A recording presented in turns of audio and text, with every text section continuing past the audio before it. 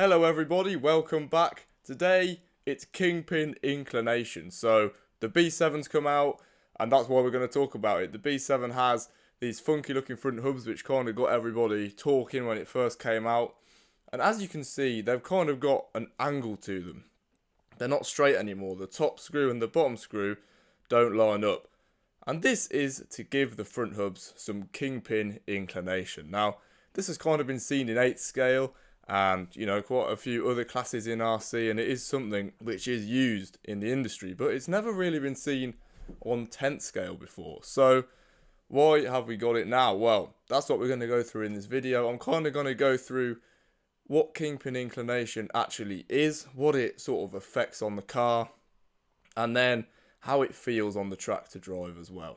So the first thing that it affects is the scrub radius. So what the scrub radius is as you can see with this old hub without the Kingpin inclination, is you have the steering axis and then you have that intersection with the ground, and you have the tyre straight up and the intersection of the contact patch with the ground there. So you've got the steering axis, tyre, contact patch, and that distance between those two lines there, that is the scrub radius. So basically you've got your steering axis and this is your tyre, and your tyre is moving around that steering axis there. So you've got your scrub radius there, and that's your contact patch is making an arc there, a radius, the scrub radius. Sorted.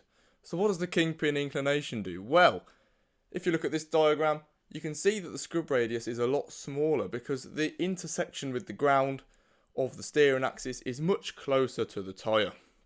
So when you have it like this, rather than it being straight and you having such a movement of the contact patch, with the Kingpin like this, your contact patch actually moves on a much smaller radius. So this is actually very, very important in like a four-wheel drive vehicle, because when you have drive going through this area and brakes going through this area, you've got a lot of force going on into your steering. It's trying to turn the wheel in a certain direction. So that's the type of thing is why it would be used on like a front-wheel drive car and like four-wheel drive for like the full-scale vehicles and stuff.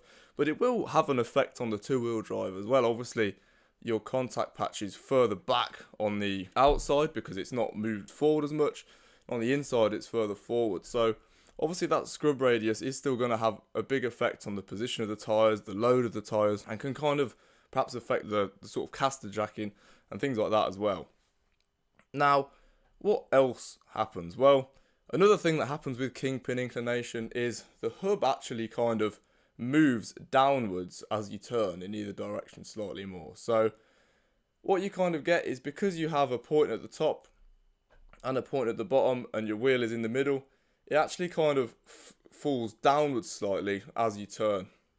So that's another slight effect. Your tyres, as you turn forwards, the outside tyre will move downwards slightly more because it's on that angle. It's going to sort of fall downwards more.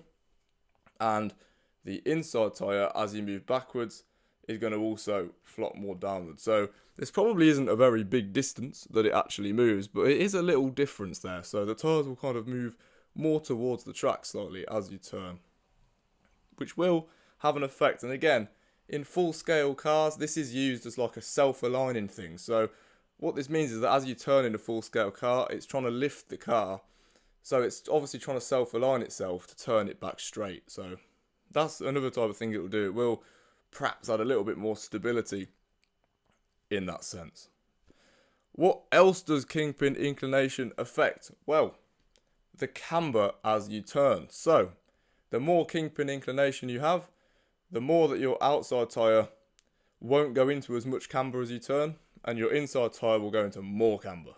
So more Kingpin inclination, less sort of lean on the outside tyre, more lean on the inside tyre. Going to be more like this. So that is obviously again going to have a big effect depending on what tyres you're on, what surface you're on. It will probably do something slightly different, but that is going to definitely affect the feel of the car. So that's kind of all of the things that the Kingpin inclination actually does. But what does it actually feel like to drive? Obviously we've had a bit of time with this car now. We've tried all the 3 different Kingpin inclinations that it comes with. And what do we kind of think that it does?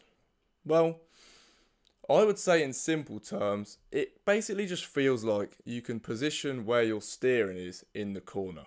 So it feels to me like if you have the least KPI on, you get your steering at the sort of earliest point in the corner. If you have the most KPI on, it feels like your car doesn't steer as much initially, but at the very mid and exit of the corner, you kind of gain the steering there. So yeah, there's been a few times where we've really wanted more initial steering and you can go to a lower KPI and it feels like you really get that snap into the corner. But if you feel like you want your steering, if you feel like your car's really twitchy and kind of pointy, but then sort of doesn't have much steering after that or doesn't hang on to the corner that well, it feels like if you increase the KPI, you have sort of less initial steering, but your car really hangs onto the corner more as you're like going through the mid and just getting back on the throttle through that section of the track. So to me, that's what it feels like.